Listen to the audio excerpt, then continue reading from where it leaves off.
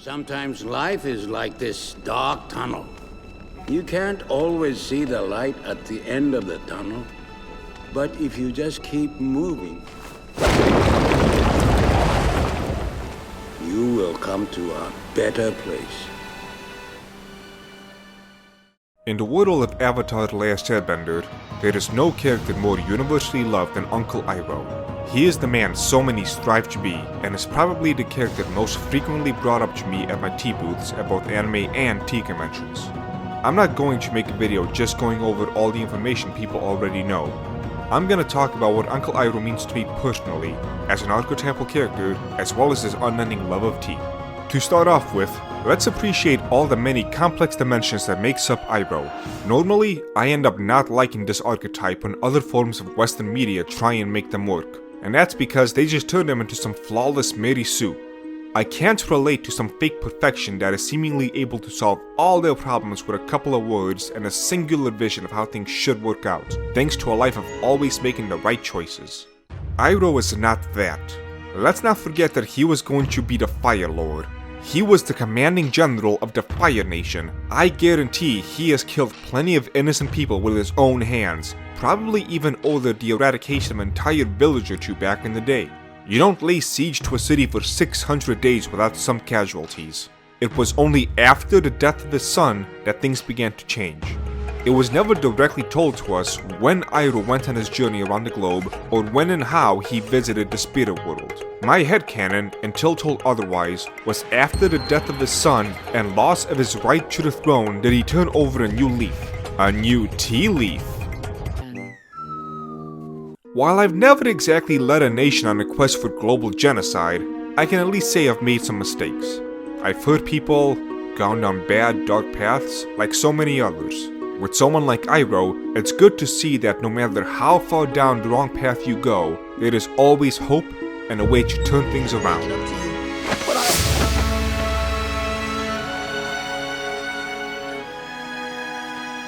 How can you forgive me so easily? I thought you would be furious with me. I was never angry with you. I was sad because I was afraid you lost your way. I did lose my way. But you found it again. The breath becomes energy in the body. The energy extends past your limbs and becomes fire. Next, he's not some pushover pacifist in the middle of a genocidal war. When it calls for it, he's both ready and able to fight, whether it be to defend himself, his family, or the balance. One of the cheesiest plot points that I despise seeing is when a character is forced to choose between A and B, and he somehow manages to choose both. Life is never as clean as this. I feel that a lot of people's minds have been gravely warped by too much media consumption of that type of feel-good story, so they think that everything can always be wrapped up in some happy-go-lucky, non-violent utopia choice, and so they expect that out of everything else. They can have their cake, eat it too, and somehow not get fat. Iroh don't play that. He'll get his hands dirty. When the Moon Spirit was endangered, he didn't come up with some clever ploy to keep everyone safe and Zhao under arrest. No, when Zhao didn't listen, Iroh's next step was telling him he was gonna fuck him up if he stepped out of line. And that's what makes him a complete character for me. A true hero. One who will try to solve problems over some tea, and see the nuance in bad situations, but when push comes to shove, he will firebend right back. He didn't reconquer Ba Sing Se by sitting down and having a cup of tea with the Fire Nation. He didn't even try. Instead, he called upon an army of old men and retook the city by force. Sometimes violence is the answer, and even the most peaceful may be called into action when all else fails. So, Uncle, I've been thinking. It's only a matter of time before I run into Azula again. I'm going to need to know more advanced firebending if I want to stand a chance against her. I know what you're going to say. She's my sister and I should be trying to get along with her. No, she's crazy and she needs to go down. And yet, despite all of these calls to action, and despite a strength that's somewhat on par with the Fire Lord, as well as a life filled with feats such as meeting and protecting the last dragons and journeying into the spirit world, he remains humble and forgiving. I want you to imagine a toothless sheep telling a lion that he's not going to harm the lion and he won't eat him. Do you feel any sincerity coming from that sheep? That's how I feel a lot of times from both fictional and real life characters who talk about being peaceful and kind, they don't have the capability to be anything else. So why should some facade work in making me think a character is truly kind? Iroh's condition is what makes his kindness truly great. He chooses to be with Zuko and is capable of hurting pretty much anyone who stands in his way, but most of the time, doesn't. He can also just retire and live a life of luxury, or control his subordinates through fear, but he doesn't. Instead, he chooses to go non-violent paths, and he chooses to show kindness. You wouldn't even let me pour my own cup of tea. I poured your tea because I wanted to, and for no other reason. People see me and think I'm weak. They want to take care of me, but I can take care of myself by myself. You sound like my nephew, always thinking you need to do things on your own without anyone's support. There is nothing wrong with letting people who love you help you. Not that I love you, I just met you. In mythological terms, he is the hermit who carries the lantern for the new generation and patiently waits and guides the new generation to find their own path. He's been around the block. He doesn't try and sell you some words of fake wisdom that he read in a self-help book, then thoughtlessly repeats them because they sound nice. It's an archetype sorely missing in today's world. Imagine an old person who, when he speaks, you don't feel compelled to reply with, "Okay, boomer." Someone who can help guide but won't command. Someone who, even if you make the worst decisions, will be more concerned with you losing the path than his own feelings. I've had a few of these mentors in my life.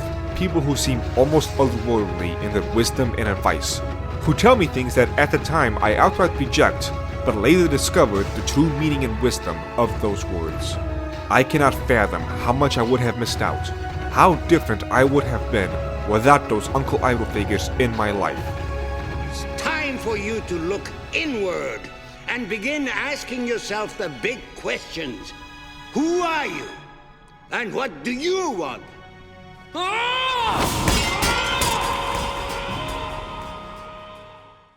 And a key to finding some of these figures in life is to practice some lessons from Uncle Iroh. Patience and forgiveness. Those two things are sorely lacked today. Lead a genocidal war, be forgiven because you make funny jokes. Raise a ridiculous amount of money for charity when you don't even have to, get your life put through the meat grinder because you made an insensitive tweet over half a decade before. That's the current call-out gotcha culture that we are living in. You either never make a mistake, or people will beat you over the head with signs that say love wins. If only there could one day be some sort of place where people can go and drink tea and watch anime in peace too. But I digress. Everyone walks their own paths in life, and sometimes it takes time and experience for someone to realize that the path they walk on might not be the one for them. But if all you do is fight them on it, all they will do is resist and become more hard-headed in their choices. Hey! What are you doing firebending your tea? For a wise old man, that was a pretty stupid move. I know you're not supposed to cry over spilled tea, but it's just so sad. If there's one thing that can be tied to Uncle Iroh, it is his love for tea. It is a love that extended even back to his darker days. It wasn't just some random choice the creators decided to do to give him more personality. In today's rapid-fire world, the importance and effects of tea is probably more necessary now than at any other time in the past. There's a Zen proverb that says, you should meditate for an hour every day. Unless you don't have time to meditate, then you should do it for 2 hours. We're constantly striving and sprinting trying to achieve something, when that very rush mentality is causing an unreasonable amount of problems that we don't even see. Because of the nature of tea drinking, it has its own built-in brake systems. You cannot rush the water to boil faster, the leaves to steep quicker, or the tea to cool sooner. Because of that warm, rich flavor, you don't want to just gulp it down. It's not coffee, where the main thing people are looking for is a caffeine boost for the day. It is a world in and of itself. And you can see this attempt to use tea to apply the brakes in Iroh's interactions with many folks. From his nephew, Please sit. Why don't you enjoy a cup of calming jasmine tea? to the bounty hunters. Would you like some tea first? I'd love some. How about you, Kachi? I make you as a jasmine man. Am I right? In fact, many of his outputs towards Zuko extend from this very notion. What do you plan to do now that you've found the Avatar's bison? Keep it locked in our new apartment? Should I go put on a pot of tea for him? First, I have to get it out of here. And then what? You never think these things through. This is exactly what happened when you captured the Avatar at the North Pole. You had him, and then you had nowhere to go. I would have figured something out. No! If his friends hadn't found you, you would have frozen to death. The heat of the cup and the smooth taste of tea also help calm and clear the mind. Oh yeah, good point. I mean, yes. There's a reason why even warlords would discuss terms over this drink. Funny to think that this beverage has probably helped save countless lives. While drinking it by itself won't make you into an Uncle Iroh figure, it's certainly a good first step. When you begin a journey into tea, it'll take a bit of time to get it right, but with a bit of patience, you'll master it in time. Do you want to know where to begin your journey into the wonderful world of tea? Luckily, I know of just the place. The Dragon's Treasure, a haven for anime and tea lovers. It is an excellent first step, and thanks to things like Kappa, this video will not make me any money.